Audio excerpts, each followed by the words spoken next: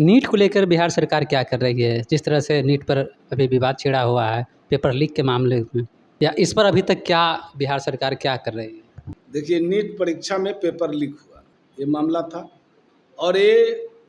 काम एक संगठित गिरोह के द्वारा जो है इस काम को अंजाम दिया गया। ये बात तो जांच में साफ साफ आ गया है और इस मामले को माननीय सुप्रीम कोर्ट के संज्ञान में देखा जा रहा है, जांच चल रही है और जांच में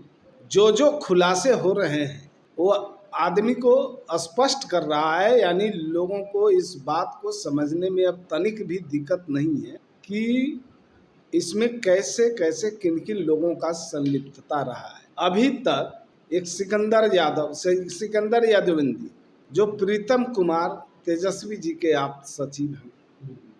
उनके उत्साहरू हैं और उन दोनों का जो सरकारी सेवा में जो उन लोगों का जो पद है और पद पर कहाँ कहाँ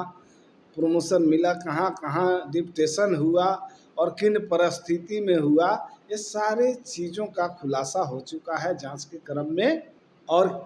जिन जिन छात्रों की गिरफ्तारी हुई और जो जो साक्ष्य मिले हैं उस साक्ष्यों के आधार पर तो अब सब कुछ स्पष्ट होता जा रहा है। तो इसमें अब आगे जब जांच की प्रक्रिया पूरी हो जाएगी तो निश्चित रूप से सब कुछ साफ साफ दिख जाएगा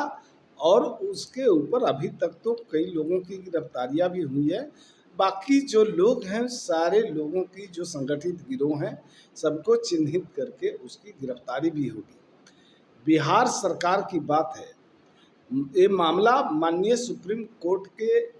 संज्ञान में सारा चीज चल रहा है, जांच की प्रक्रिया से लेकर सारा कुछ। राज्य सरकार को इसके संदर्भ में कोई भी निर्देशित नहीं हुआ है कि आपको ये जिम्मेवारी का निर्वाह करना है, लेकिन राज्य सरकार ने अपने कर्तव्यों का पालन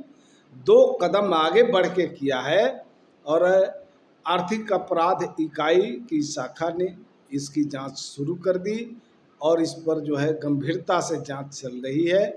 और जो जो मामले जिसका अभी तक खुलासा होता जा रहा है निश्चित रूप से बहुत ही कम समय में सब कुछ साफ हो जाएगा, दोषियों की भी पहचान हो जाएगी,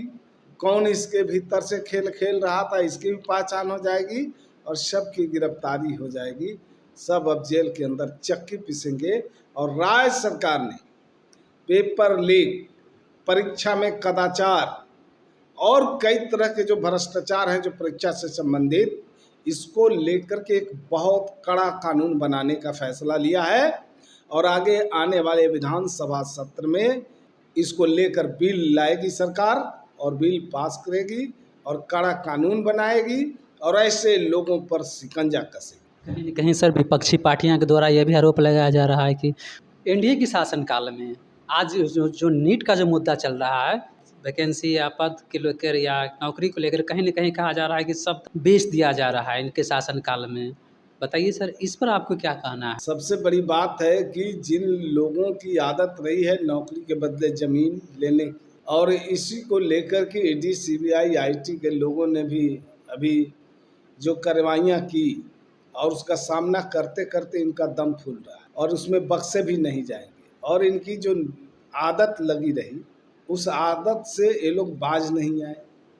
आपने देखा कि 17 महीने के शासन काल में भी ये लोग मशक्कत करने लगे कि स्थानांतरण से लेकर नौकरियों तक ये लोग गड़बड़ी कुछ कर लें,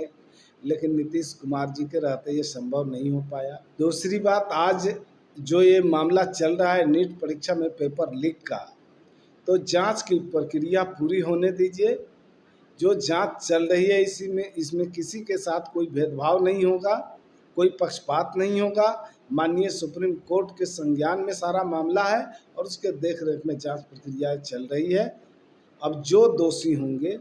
जो इसके लिए जिम्मेवार होंगे, कोई बख्शे नहीं जाए। आखिर छात्रों का न्याय मिलेगा सर? सरकार चाहती है कि बच्चों के भविष्य के साथ किसी तरह का कोई खिलवाड़ नहीं हो, बच्चों का भविष्य सुरक्षित रहे और बच्चों के भविष्य को सुरक्षित करने के लिए ही सरकार ने कड़ा कदम उठा रखा है कि अब वो कड़ा कानून लाने जा रही है और इसको लेकर के अगले सत्र में बिल पेश करें। बहुत बहुत धन्यवाद सर।